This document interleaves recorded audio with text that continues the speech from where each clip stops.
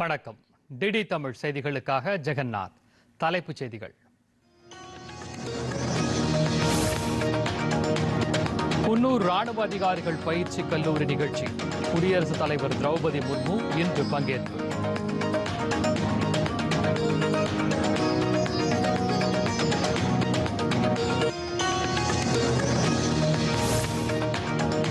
India France இடையேயான வர்த்தகம் கடந்த நிதியாண்டில் $15 பில்லியன் அளவை எட்டியது. மத்திய அமைச்சர் பியூஷ் கோயல் தகவல்.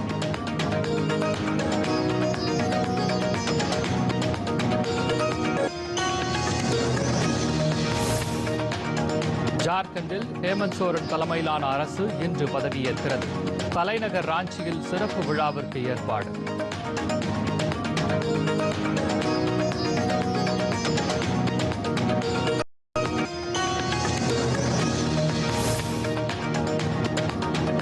விவசாயிகளுக்கு அமோனியம் பாஸ்பேட் உரம் தடையின்றி கிடைப்பதை உறுதி செய்ய நடவடிக்கை. மத்திய ரசாயனம் மற்றும் உரத்துறை அமைச்சகம் தகவல்.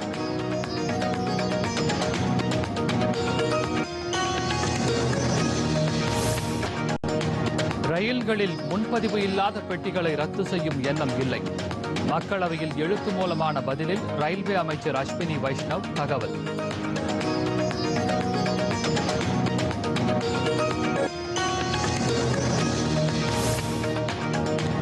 ஃபிஜியில் தமிழ் மொழி திட்டத்திற்கு மத்திய அரசு நிதியுதவி. செழுமையான தமிழ் பாரம்பரியத்தை பாதுகாக்க உதவும் என ஆளுநர் RN ரவி பாராட்டு.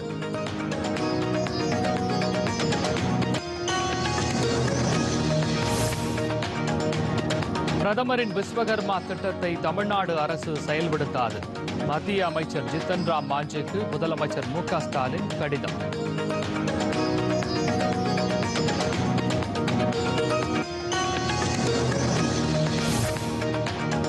வங்கக்கடல் ஆழ்ந்த காற்றழுத்த தாழ்வு மண்டலம் புயலாக வலுவடைவது தாமதம். அடுத்த 12 மணி நேரத்தில் புயலாக மாறும் என சென்னை வானிலை ஆய்வு மையம் அறிவிப்பு.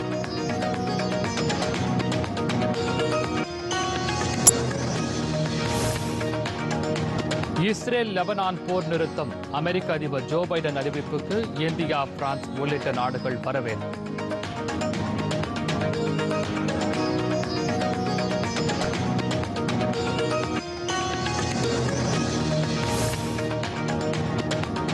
சையது மோடி பேட்மிண்டன் தொடர். PV சிந்து லக்ஷயா சென் 2ஆம் சுற்றுக்கு முன்னேற்றம்.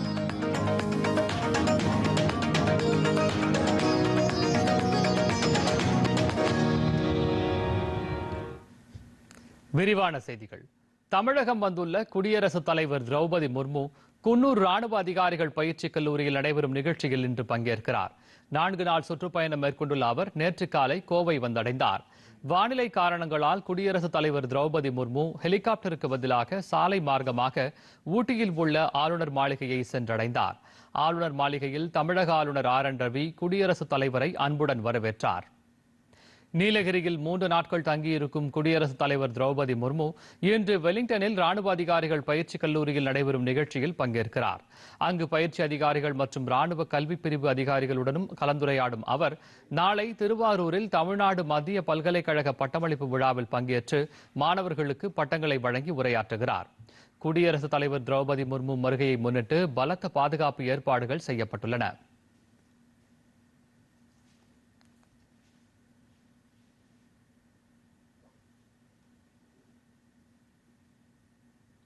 வரலாற்று சிறப்பு மிக்க வளர்ச்சியடைந்த இந்தியா இளம் தலைவர்கள் கலந்துரையாடலில் பங்கேற்பதை உறுதி செய்யும் வகையில் வினாடி வினா போட்டியில் இளைஞர்கள் பங்கேற்க வேண்டும் என்று பிரதமர் நரேந்திர மோடி கேட்டுக் கொண்டுள்ளார். சமூக ஊடக X வலைதளத்தில் அவர் வெளியிட்டுள்ள பதிவில் வளர்ச்சியடைந்த இந்தியா என்ற நமது இலக்கை அடைவதற்கு இது இளைஞர்களின் நிலையான பங்களிப்பாக இருக்கும் என்று கூறியுள்ளார்.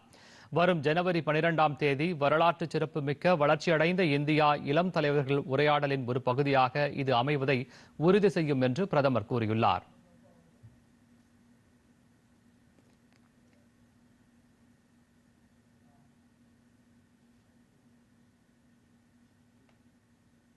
இந்தியா பிரான்ஸ் இடையேயான வர்த்தகம் கடந்த நிதியாண்டில் $15 பில்லியன் அளவை எட்டியதாக மத்திய வர்த்தகம் மற்றும் தொழில்துறை அமைச்சர் பியூஷ் கோயல் தெரிவித்துள்ளார். புதுதில்லியில் நடைபெற்ற ஆசிய பசிபிக் ஆணைய மன்ற கூட்டத்தில் அவர் கலந்து கொண்டு உரையாற்றும் போது இவ்வாறு கூறினார். இந்தியாவும் பிரான்சும் வேளாண்மை, உணவு பதப்படுத்துதல், புதுப்பிக்கத்தக்க எரிசக்தி, பாதுகாப்பு, டிஜிட்டல் தொழில்நுட்பம் உள்ளிட்ட பல்வேறு துறைகளில் நல்லுறவை விரிவாக்கம் செய்து வருவதாக தெரிவித்தார். மத்திய அரசின் make in India, digital India, startup India உள்ளிட்ட திட்டங்கள் தொடர்ச்சியாக வெளிநாட்டினரின் முதலீடுகளை ஈர்த்து பொருளாதார வளர்ச்சிக்கு வித்திட்டு வருவதாகவும் அவர் குறிப்பிட்டார். 2029ஆம் ஆண்டிற்குள் புதிதாக 75 விமான நிலையங்களை அமைக்க திட்டமிட்டிருப்பதன் மூலம் விமான போக்குவரத்து துறையில் உலகின் முன்னணி நாடாக இந்தியா உருவெடுக்கும் என்றார். பருவநிலை மாறுபாடு, கலாச்சாரத்தை முன்னெடுத்துச் செல்லுதல், கல்வி நிறுவனங்களை அமைத்தல் போன்ற உலகளாவிய பிரச்சினைகளுக்கு வர்த்தக உறவுகள் மூலம் தீர்வு காண முடியும் என்றும் பியூஷ் கோயல் குறிப்பிட்டார்.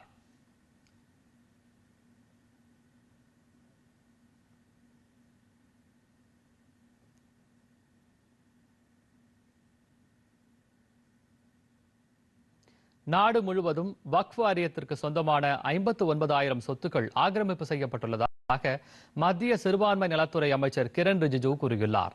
மக்களவையில் எழுப்பப்பட்ட கேள்வி ஒன்றுக்கு அவர் எழுத்துப்பூர்வமாக அளித்துள்ள பதிலில் இதை தெரிவித்துள்ளார். வக்ஃப் விதிகளின்படி மாநில வக்ஃப் ஆணையத்தின் தலைமை செயல் அதிகாரிகளுக்கு இந்த சொத்துக்களை கையகப்படுத்தியவர்கள் மீது சட்டப்படி நடவடிக்கை எடுக்க அதிகாரம் இருப்பதாகவும் கூறியுள்ளார். வக்ஃப் வாரிய சொத்துக்கள் தொடர்பான புகார்கள் அனைத்தும் மாநில வக்ஃப் வாரியத்திற்கு அனுப்பப்பட்டு மாநில அரசு தகுந்த நடவடிக்கை எடுப்பதற்கு வழிவகை செய்யப்பட்டிருப்பதாகவும் கிரண் ரிஜிஜு குறிப்பிட்டுள்ளார். ஜார்க்கண்டில் ஹேமந்த் சோரன் தலைமையிலான புதிய அரசு இன்று பதவியேற்கிறது. தலைநகர் ராஞ்சியில் இன்று மாலை பதவியேற்பு விழாவிற்கு ஏற்பாடு செய்யப்பட்டுள்ளது. இவ்விழாவில் அம்மாநில ஆளுநர் சந்தோஷ்குமார் கங்குவார் முதலமைச்சர் ஹேமந்த் சோரனுக்கு பதவி பிரமாணமும் ரகசிய காப்பு பிரமாணமும் செய்து வைக்க உள்ளார். பதவியேற்பு விழாவில் இண்டி கூட்டணியில் இடம்பெற்றுள்ள தலைவர்கள் பங்கேற்க உள்ளனர். 81 தொகுதிகளை கொண்ட ஜார்க்கண்ட் சட்டப்பேரவைக்கு அண்மையில் 2 கட்டங்களாக தேர்தல் நடைபெற்றது.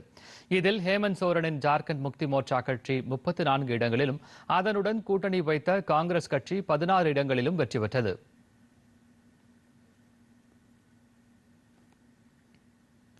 நாடாளுமன்றத்தில் எதிர்க்கட்சிகள் நேற்றும் தொடர் அமளியில் ஈடுபட்டதால் இரு அவைகளும் நாள் முழுமைக்கும் ஒத்திவைக்கப்பட்டன. கூட்டத்தொடரின் 2வது நாளான நேற்றும் எதிர்க்கட்சிகள் சில குறிப்பிட்ட விவகாரங்கள் குறித்து பேச அனுமதி கேட்டு அமளியில் ஈடுபட்டன. இதனால் மக்களவை நண்பகல் 12 மணி வரை ஒத்திவைக்கப்பட்டது. பின்னர் அவை கூடிய போதும் அமளி தொடர்ந்ததால் மக்களவை நாள் முழுவதும் ஒத்திவைக்கப்பட்டது.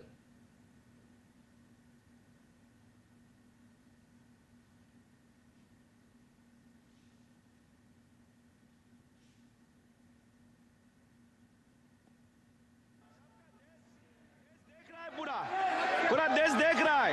प्लीज आप अपने सीट पर बैठिए, अपने सीट पर बैठिए प्लीज प्लीज प्लीज अपने सीट पर बैठिए प्लीज प्लीज।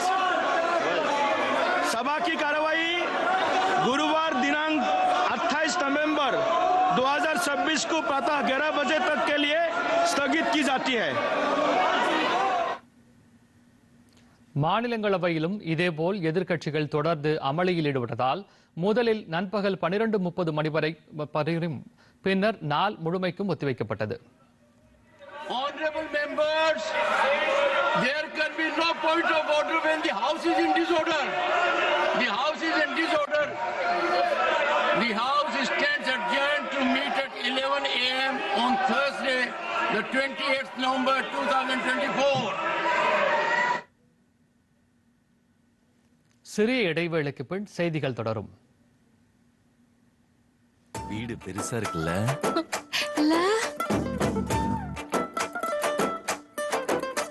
வாங்க சார் வாங்க.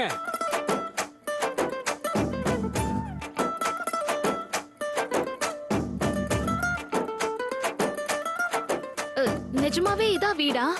ஆமா மேடம், ஏன் கேக்குறீங்க? பட்ஜெட் குடும்பம் திங்கள் முதல் வெள்ளி வரை இரவு 8 மணிக்கு உங்கள் டிடி தமிழில். செய்திகள் தொடர்கின்றன. நாடாளுமன்றத்தில் எழுப்பப்பட்ட கேள்விகளுக்கு அமைச்சர்கள் எழுத்து மூலம் அளித்த பதில்களில் வெளியான சில தகவல்களை தற்போது காணலாம். ரயில்களில் முன்பதிவு செய்யப்படாத பெட்டிகளை ரத்து செய்யும் எண்ணம் இல்லை என்று ரயில்வே அமைச்சர் அஸ்வினி வைஷ்ணவ் கூறியுள்ளார். மக்களவையில் கேள்வி ஒன்றுக்கு எழுத்து மூலம் அளித்த பதிலில், நடப்பு நிதியாண்டில் விரைவு ரயில்களில் 600க்கும் மேற்பட்ட பொது வகுப்பு பெட்டிகள் இணைக்கப்பட்டுள்ளதாக அவர் தெரிவித்துள்ளார். மக்களின் தேவைகளை கருத்தில் கொண்டு இந்திய ரயில்வே பொது வகுப்பு மற்றும் தூங்கும் வசதி கொண்ட பெட்டிகளில் ஏசி அல்லாத 10,000 சாதாரண பெட்டிகளை உற்பத்தி செய்ய திட்டமிட்டுள்ளதாக அவர் குறிப்பிட்டுள்ளார். மற்றொரு கேள்விக்கு எழுத்து மூலம் அளித்த பதிலில், அதிவேக ரயில்களை இயக்க வடிவமைப்பு மற்றும் உற்பத்தி குறித்து ரயில்வே திட்டமிட்டு வருவதாக அவர் கூறியுள்ளார்.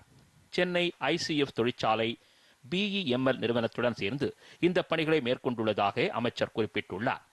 பிரதமரின் சூரிய சக்தி மேற்கூரை திட்டத்தை செயல்படுத்துவதில் குஜராத் மாநிலம் முன்னணியில் இருப்பதாக புதிய மற்றும் புதுப்பிக்கத்தக்க எரிசக்தித்துறை அமைச்சர் ஸ்ரீபாத் நாயக் மக்களவையில் கூறியுள்ளார். கேள்வி ஒன்றுக்கு எழுத்து மூலம் அளித்த பதிலில், குஜராத் மாநிலத்தில் 2,81,000 வீடுகளில் சூரிய சக்தி தகடுகள் நிறுவப்பட்டுள்ளதாக அவர் தெரிவித்துள்ளார். சூரிய சக்தி மேற்கூரை திட்டத்தை செயல்படுத்துவதில் 2வது இடத்தில் மகாராஷ்டிராவும் 3வது இடத்தில் கேரளா மற்றும் உத்தரப்பிரதேச மாநிலங்களும் உள்ளதாக அவர் கூறினார். பிரதமரின் ஏழைகள் நல இலவச உணவு வழங்கும் திட்டத்தின் கீழ் 80 கோடி மக்களுக்கு இலவச உணவு தானியங்கள் வழங்கப்படுவதாக மத்திய நுகர்வோர் விவகாரம், உணவு மற்றும் பொது விநியோகத்துறை இணையமைச்சர் நிமு பென் பம்பானியா கூறியுள்ளார். ஏழை பயனாளிகள் மீதான நிதி சுமையை அகற்றுவதை கருத்தில் கொண்டு 2024 ஜனவரி மாதம் முதல் மேலும் 5 ஆண்டுகளுக்கு இந்த திட்டம் நீட்டிக்கப்பட்டுள்ளதாக அமைச்சர் தெரிவித்துள்ளார். இளைஞர்களுக்கு திறன் மேம்பாட்டு பயிற்சிகள் வழங்குவதற்காக 10,000 அடல் டிக்கரிங் ஆய்வகங்கள் நிறுவப்பட்டுள்ளதாகவும், இவற்றில் 5,692 ஆய்வகங்கள் ஊரகப் பகுதிகளில் அமைக்கப்பட்டுள்ளன என்றும் மத்திய புள்ளியியல் மற்றும் திட்ட அமலாக்கத்துறை இணையமைச்சர் ராவ் இந்திரஜித் சிங் குறிப்பிட்டுள்ளார். மக்களவையில் எழுத்து மூலம் அளித்த பதிலில், முன்னேற துடிக்கும் மாவட்டங்களில் 1022 ஆய்வகங்கள் நிறுவப்பட்டுள்ளதாக அவர் கூறியுள்ளார். நாடு முழுவதும் உள்ள விவசாயிகளுக்கு DAP எனப்படும் டை அமோனியம் பாஸ்பேட் உரம் தங்கு தடையின்றி கிடைக்க அனைத்து நடவடிக்கைகளும் மேற்கொள்ளப்பட்டிருப்பதாக மத்திய உரம் மற்றும் ரசாயனத்துறை அமைச்சகம் தெரிவித்துள்ளது. இதுகுறித்து அந்த அமைச்சகம் வெளியிட்டுள்ள செய்திக்குறிப்பில், சர்வதேச சவால்களுக்கு மத்தியில் நடப்பு ரபி 2024-25 ஆண்டு சீசனில் அக்டோபர் நவம்பர் மாதங்களில் 17 லட்சம் டன் DAP உரங்கள் அனைத்து மாநிலங்களுக்கும் விநியோகம் செய்யப்பட்டிருப்பதாக கூறியுள்ளது. பல்வேறு மாநிலங்களின் உதவியுடன் கூடுதலாக 6.5 லட்சம் டன் உர உற்பத்தி செய்யப்பட்டிருப்பதாகவும் தெரிவிக்கப்பட்டுள்ளது.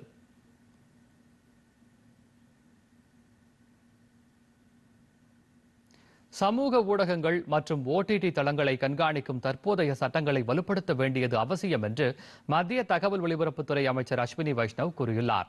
மக்களவையில் நடைபெற்ற விவாதத்தில் கேள்வி ஒன்றுக்கு பதிலளித்த அவர், சமூக ஊடகங்கள் மற்றும் OTT தளங்கள் பெருகியுள்ள இக்காலத்தில் தகவல்களின் உண்மைத்தன்மை மற்றும் பொறுப்புணர்வை உறுதிப்படுத்த வேண்டியது அவசியம் என்றார்.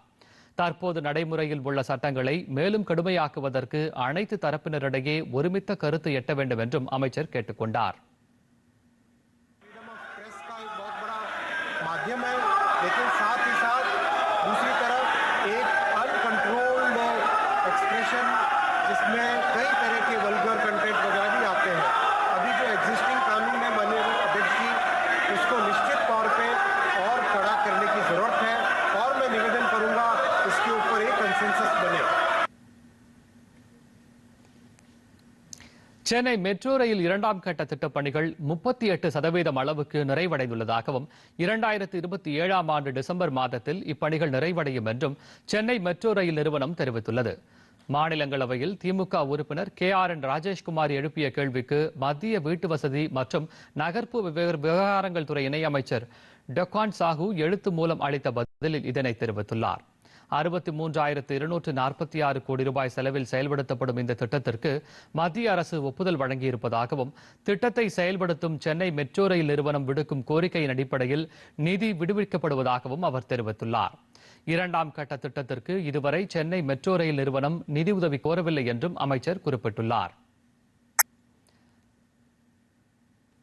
அதே சமயம் திட்டத்தை உரிய நேரத்தில் முடிப்பதை உறுதி செய்யும் வகையில் பல்வேறு கட்டங்களில் கண்காணிப்பு மேற்கொள்ளப்பட்டு வருவதாகவும் அவர் கூறியுள்ளார்.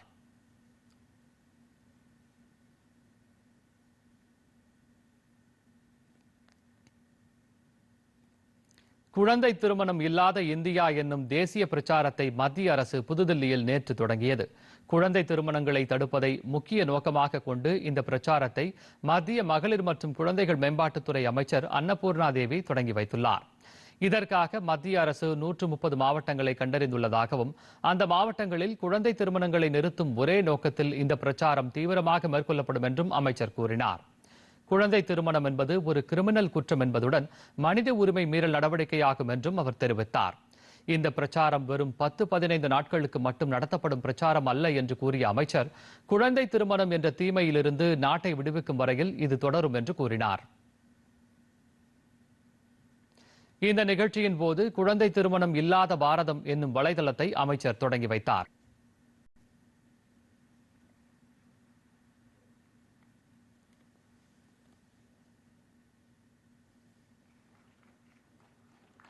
धन्यवाद मैडम। मैं आपको ये भी निवेदन करना चाहूंगा कि ஃபிஜி நாட்டில் தமிழ் மொழி திட்டத்திற்கு மத்திய அரசு நிதியுதவி அளித்திருப்பதற்கு தமிழ்நாடு ஆளுநர் ஆர் என் ரவி பாராட்டு தெரிவித்துள்ளார். இது தொடர்பாக சமூக ஊடக வலைதளத்தில் பதிவிட்டுள்ள அவர், தமிழ் மொழி, திருக்குறள் ஆகியவற்றை உலக அளவில் பிரபலப்படுத்தும் பிரதமர் நரேந்திர மோடியின் இடையறாத முயற்சிகளுக்கு நன்றி தெரிவித்தார். உலகின் பல புகழ்பெற்ற பல்கலைக்கழகங்களிலும் சிங்கப்பூரில் உள்ள திருவள்ளூர் பண்பாட்டு மையத்திலும் தமிழ் இருக்கைகளை உருவாக்கிய வரிசையில் சமீபத்திய நடவடிக்கையாக ஃபிஜியில் தமிழ் மொழி திட்டத்திற்கு மத்திய அரசு நிதியுதவி செய்துள்ளதாக குறிப்பிட்டுள்ளார்.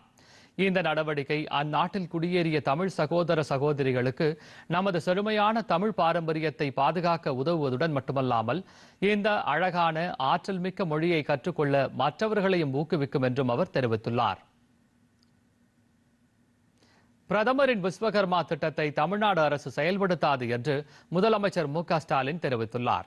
மத்திய குறு சிறு மற்றும் நடுத்தர தொழில் நிறுவனங்கள் துறை அமைச்சர் ஜித்தன் ராம் மாஞ்சிக்கு அவர் எழுதிய கடிதத்தில் மத்திய அரசின் விஸ்வகர்மா திட்டத்தில் சில மாற்றங்களை தமிழ்நாடு அரசின் சார்பில் அமைக்கப்பட்ட குழு பரிந்துரைத்ததை சுட்டிக்காட்டியுள்ளார். ஆனால் இந்த திருத்தங்கள் பற்றி குறு சிறு மற்றும் நடுத்தர தொழில்கள் அமைச்சகத்திடமிருந்து வந்த பதிலில் குறிப்பிடப்படவில்லை என்றும் அவர் தெரிவித்துள்ளார். எனவே பிரதமரின் விஸ்வகர்மா திட்டத்தை தற்போதைய வடிவில் செயல்படுத்துவதை தமிழ்நாடு அரசு முன்னெடுத்துச் செல்லாது என்று கூறிய முதலமைச்சர், சமூக நீதி அடிப்படையில் மாநிலத்தில் உள்ள கைவிளைஞர்களுக்கு அதிகாரமளிக்கும் வகையில் விரிவான திட்டம் ஒன்றை உருவாக்க தமிழக அரசு முடிவெடுத்திருப்பதாகவும் அந்த கடிதத்தில் தெரிவித்துள்ளார். தமிழ்நாடு அரசு செயல்படுத்தவிருக்கும் இத்திட்டம் சாதி மற்றும் குடும்ப தொழில் வேறுபாடின்றி மாநிலத்தில் உள்ள அனைத்து கைவினைஞர்களுக்கும் முழுமையான ஆதரவை அளிக்கும் என்று மு.க.ஸ்டாலின் கூறியுள்ளார். திமுக அரசு பொறுப்பேற்றதிலிருந்து தமிழகத்தில் சட்டம் ஒழுங்கு சீர்கெட்டுள்ளதாக எதிர்க்கட்சித் தலைவர் எடப்பாடி பழனிசாமி தெரிவித்துள்ளார். திருப்பதி தேவஸ்தானம் சார்பில் உளுந்தூர்பேட்டையில் கட்டப்பட்டு வரும் ஏழுமலையான் கோவிலுக்கான அன்னதான கூட கட்டுமான பணியை அவர் தொடங்கி வைத்தார். தொடர்ந்து செய்தியாளர்களிடம் பேசிய எடப்பாடி பழனிசாமி, தமிழகத்தில் மக்களுக்கு, குறிப்பாக பெண்களுக்கு பாதுகாப்பு இல்லை என்றும், எனவே காவல்துறைக்கு முழு சுதந்திரம் அளித்து சட்டம் ஒழுங்கை பாதுகாக்க வேண்டும் என தமிழக அரசுக்கு கோரிக்கை வைப்பதாகவும் தெரிவித்துள்ளார்.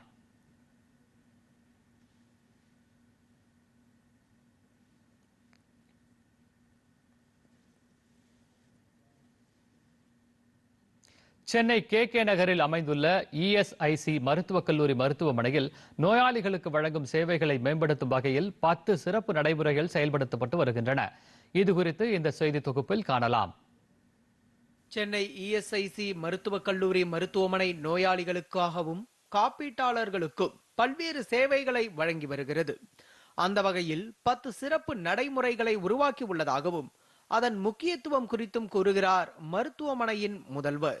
ESIC Medical College and Hospital Chennai has initiated best practices for the insured patient.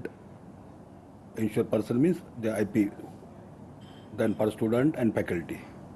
So this we have identified the 10 best practices that are required for the effective communication between doctor and patient, that will help to improve the communication among patient.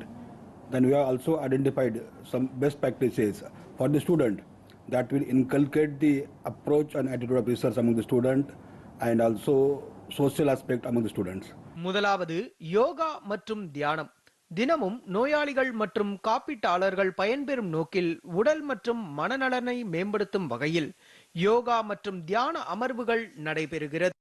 நம்முடைய ESI மருத்துவமனை கல்லூரி வந்து என்னன்னு கேட்டிங்கன்னா இந்த யோகா ப்ராக்டிஸை கொண்டு வந்திருக்கோம். இங்கே கிட்டத்தட்ட 10,000 பேர் ஒரு நாளைக்கு வந்து போகிற இடமா இருக்குது. ஓபிடி 4,000 பேர் வர்றாங்க, ஐபிடி 1000 பேர் இருக்காங்க. பத்தாவதுக்கு பார்த்தீங்கன்னா மற்றக்கூடிய ஸ்டூடெண்ட்ஸ் வர்றாங்க, ப்ரொஃபஸர் இருக்காங்க, டாக்டர்ஸ் இருக்காங்க, நர்சஸ் இருக்காங்க, பேராமெடிக்கல்ஸ் இருக்காங்க. மருத்துவமனையில் வரக்கூடிய ஒவ்வொருத்தரும் பலன் பெறணும் அப்படின்றதுக்காக நம்முடைய நோயாளி தவிர மீதி இருக்கக்கூடிய கூட வரக்கூடியவங்க ஊழியர்கள் அனைவரும் பலன் பெறும் விதமாக இந்த யோகா அமைஞ்சிருக்கு. ஆன்லைன் செஷனும் இருக்குது. இன்கேஸ் ஏதாவது மழை காலங்களில் வர முடியல, வேறு பல காரணங்களால் வர முடியல அப்படின்னா நிச்சயமாக அவங்க வந்து என்னென்னா வீட்டில் இருந்தே இந்த ஆக்சஸை அவங்க பயன்படுத்தி அவங்க யோகா செய்யலாம். இரண்டாவது, ரீட் அண்ட் ஹீல் சேவை. உள் நோயாளிகள் பயன்படுத்திக் கொள்ளும் வகையில் அனைத்து வார்டுகளிலும் புத்தகம் வைக்கப்பட்டுள்ளது. இது நோயாளிகளின் மன அழுத்தத்தை குறைக்கும் வகையிலும் புத்தகத்தின் பயன்பாட்டை அதிகரிக்கும் வகையிலும் அமைந்துள்ளது. எல்லா வார்டுலையும் கிட்டத்தட்ட பார்த்தீங்கன்னா பேஷண்ட் இப்போ ஒரு வார்டில் 100 பேர் இருக்காங்க அப்படின்னா 100 புக்கு எங்ககிட்ட அவைலபிளாக இருக்குது. ஸோ யாருக்கு தேவையோ அந்த புக்கு வரக்கூட இருக்கவங்க நோயாளிகள் வேறு யார் விசிட்டர்ஸ் யார் வந்தாலும் அவங்களுடைய என்ட்ரி கரெக்டாக போட்டுட்டு மொபைல் நம்பர் அவங்க எழுதிட்டு அதை எடுக்கலாம், பயன்படுத்தலாம், பயன்படுத்தி திருப்பி ஒப்படைக்கணும். ஸோ இந்த மாதிரி ஸ்கீமால் என்னன்னு கேட்டிங்கன்னா இன்றைக்கி மொபைலோட பயன்பாடு நாங்கள் வார்டில் அன்னெசரியாக குறைச்சிருக்கோம். இந்த உள்நோயாளிகளுக்கு மன அழுத்தத்தை குறைக்கும் வகையில் பார்த்தீங்கன்னா புக்ஸ் எல்லாம் வழங்கப்படுது. அதுக்கடுத்தது யோகா, மெடிடேஷன், இது போன்ற 10 வகையான திட்டங்கள் வழங்கப்படுது. இதை பற்றி தான் நம்ம பார்த்தோம்.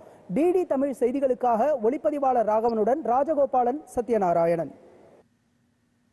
தொடர்வது எக்ஸ்பிரஸ் செய்திகள்.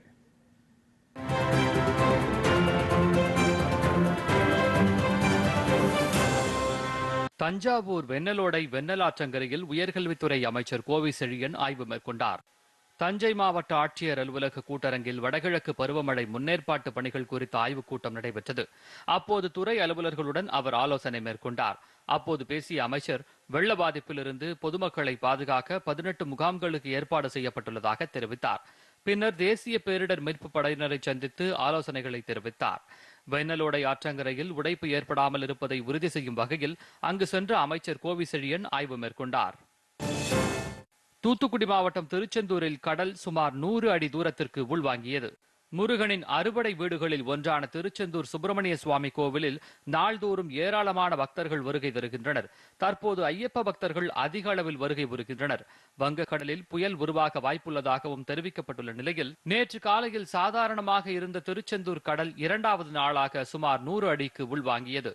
நாடுகிணறு பகுதியில் இருந்து ஐயா கோயில் வரை 500 மீட்டர் தூரத்திற்கு பச்சை படிந்த பாறைகள் வெளியே தெரிகிறது. கடல் உள்வாங்கிய பகுதிகளில் காவல்துறையினர் மற்றும் கோவில் பாதுகாப்பு பணியினர் அங்கு செல்லும் பக்தர்களுக்கு எச்சரிக்கை விடுத்து அவர்களை அகற்றும் பணியில் ஈடுபட்டனர். காஞ்சிபுரம் அருகே தாமல் பகுதியில் இருசக்கர வாகனம் மீது கண்டெய்னர் லாரி மோதிய விபத்தில் தாய், 2 மகன்கள் உட்பட 3 பேர் உயிரிழந்தனர். ராணிப்பேட்டை மாவட்டத்தைச் சேர்ந்த சேட்டு என்பவரின் மனைவி கஜலட்சுமி. இவர் தமது 2 மகன்களுடன் இருசக்கர வாகனத்தில் சென்று கொண்டிருந்தார். அப்போது தாமல் கிராமம் அருகில் அம்பேத்கர் சிலை அருகே வந்தபோது எதிர்பாராத விதமாக பின்னால் வந்த சரக்கு லாரி மோதியது. இதில் நிகழ்விடத்திலேயே 3 பேரும் உயிரிழந்தனர். விபத்து தொடர்பாக பாலுச்செட்டி சத்திரம் காவல்துறையினர் வழக்கு பதிவு செய்து விசாரணை மேற்கொண்டுள்ளனர். சியாச்சின் பனிமலை, கால்வான் பள்ளத்தாக்கு, கார்கில் போர்க்களங்களை பார்வையிட சுற்றுலா பயணிகளுக்கு அனுமதி வழங்க இந்திய ராணுவம் தீர்மானித்துள்ளது. மகாராஷ்டிர மாநிலம் புனேயில் உள்ள சாவித்ரிபாய் புலே புனே பல்கலைக்கழகத்தில் நடைபெற்ற நிகழ்ச்சியில் பங்கேற்ற ராணுவ தலைமை தளபதி உபேந்திர துவிவேதி இந்த தகவலை தெரிவித்தார். நிகழ்ச்சியில் பேசிய அவர், சுற்றுலா பயணிகளை பெரிதும் ஈர்க்கக்கூடிய இடமாக ஜம்மு காஷ்மீர் விளங்குகிறது என்றும் அங்கு சுற்றுலாவை மேம்படுத்த 48 பகுதிகள் அடையாளம் காணப்பட்டுள்ளதாகவும் தெரிவித்தார். இதில் சியாச்சின் பனிமலை, கல்வான் பள்ளத்தாக்கு, கார்கில் போர்க்களங்களை பார்வையிட சுற்றுலா பயணிகளுக்கு அனுமதி வழங்க ராணுவம் தீர்மானித்துள்ளது.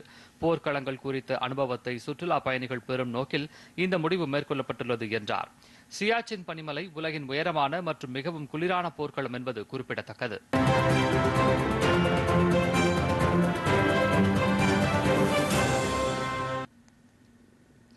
வங்கக்கடல் ஆழ்ந்த காற்றழுத்த தாழ்வு மண்டலம் புயலாக வலுவடைவதில் தாமதம் ஏற்பட்டுள்ளதாகவும் அடுத்த 12 மணி நேரத்தில் புயலாக உருவாகக்கூடும் எனவும் சென்னை வானிலை ஆய்வு மையம் அறிவித்துள்ளது. தென்மேற்கு வங்கக்கடலில் உருவான ஆழ்ந்த காற்றழுத்த தாழ்வு நிலை கடந்த 6 மணி நேரத்தில் வடக்கு வடகிழக்கு திசையில் நகர்ந்து திரிகோணமலைக்கு 100 கிலோமீட்டர் தொலைவிலும், நாகப்பட்டினத்திற்கு தென்கிழக்கே 320 கிலோமீட்டர் தொலைவிலும், சென்னைக்கு தெற்கு தென்கிழக்கில் 410 கிலோமீட்டர் தொலைவில் மையம் கொண்டுள்ளதாக வானிலை ஆய்வு மையம் தெரிவித்துள்ளது. இது தொடர்ந்து வடக்கு வடமேற்கு திசையில் நகர்ந்து இலங்கை கடற்கரையை ஒட்டி அடுத்த 12 மணி நேரத்தில் புயலாக வலுப்பெற வாய்ப்பு உள்ளது. அதன் பிறகு வடக்கு வடமேற்கு திசையில் நகர்ந்து வரும் 30ஆம் தேதி காலையில் ஆழ்ந்த காற்றழுத்த தாழ்வு மண்டலமாக வட தமிழ்நாடு புதுச்சேரி இடையே கரையை கடக்கும் என்றும், அப்போது அதிகபட்சமாக மணிக்கு 70 கிலோமீட்டர் வேகத்தில் காற்று வீசக்கூடும் எனவும் தெரிவிக்கப்பட்டுள்ளது. இதன் காரணமாக காஞ்சிபுரம், செங்கல்பட்டு, விழுப்புரம், கடலூர் மாவட்டங்களிலும் புதுச்சேரியிலும் கனமழை முதல் அதி கனமழை பெய்ய வாய்ப்புள்ளதாக சென்னை வானிலை ஆய்வு மையம் தெரிவித்துள்ளது.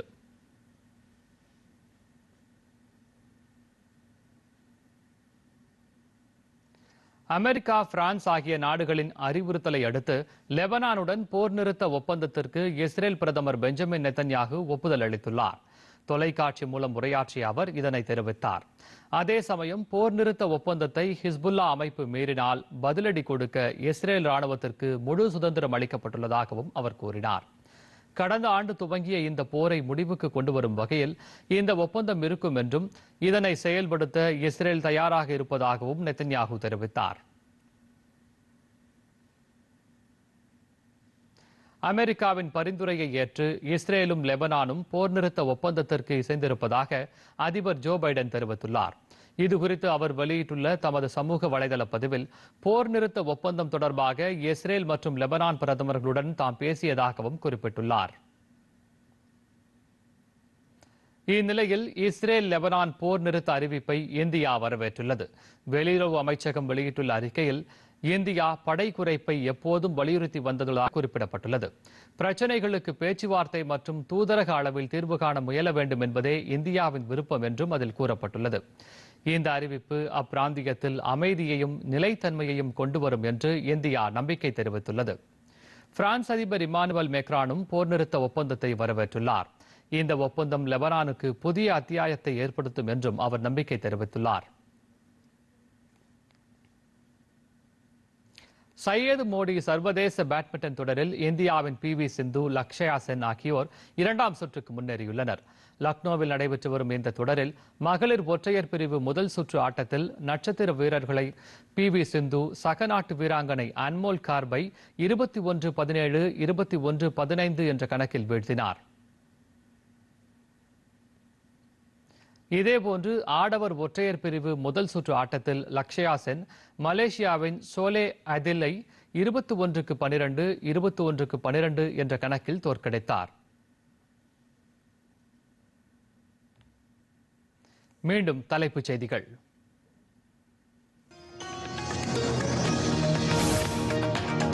குன்னூர் ராணுவ அதிகாரிகள் பயிற்சி கல்லூரி நிகழ்ச்சி. குடியரசுத் தலைவர் திரௌபதி முர்மு இன்று பங்கேற்பு.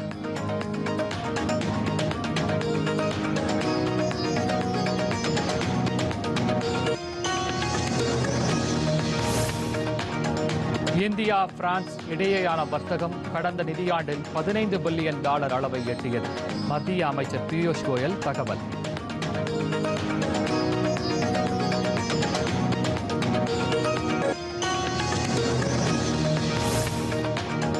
ஜார்க்கண்டில் ஹேமந்த் சோரன் தலைமையிலான அரசு இன்று பதவியேற்கிறது. தலைநகர் ராஞ்சியில் சிறப்பு விழாவிற்கு ஏற்பாடு.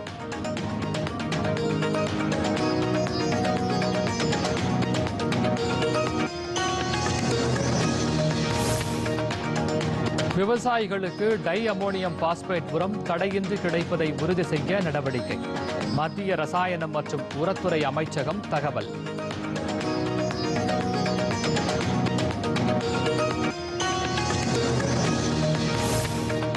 ரயில்களில் முன்பதிவு இல்லாத பெட்டிகளை ரத்து செய்யும் எண்ணம் இல்லை. மக்களவையில் எழுத்து மூலமான பதிலில் ரயில்வே அமைச்சர் அஸ்வினி வைஷ்ணவ் தகவல்.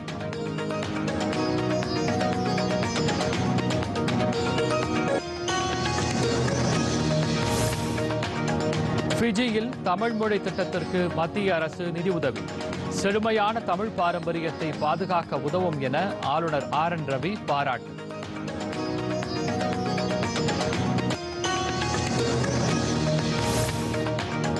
பிரதமரின் விஸ்வகர்மா திட்டத்தை தமிழ்நாடு அரசு செயல்படுத்தாது.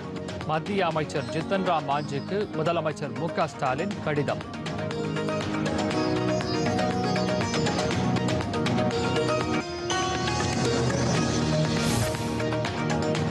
வங்கக்கடல் ஆழ்ந்த காற்றழுத்த தாழ்வு மண்டலம் புயலாக வலுவடைவது தாமதம்.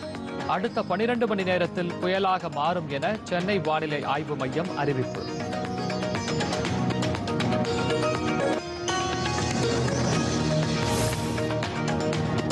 இஸ்ரேல் லெபனான் போர் நிறுத்தம். அமெரிக்க அதிபர் ஜோ பைடன் அறிவிப்புக்கு இந்தியா, பிரான்ஸ் உள்ளிட்ட நாடுகள் வரவேற்பு.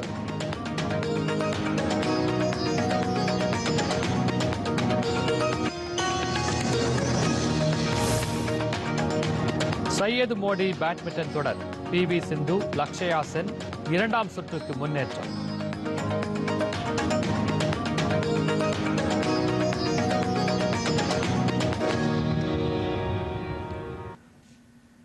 இத்துடன் இந்த செய்தி அறிக்கை நிறைவு பெற்றது. மீண்டும் செய்திகள் காலை 11 மணிக்கு. வணக்கம்.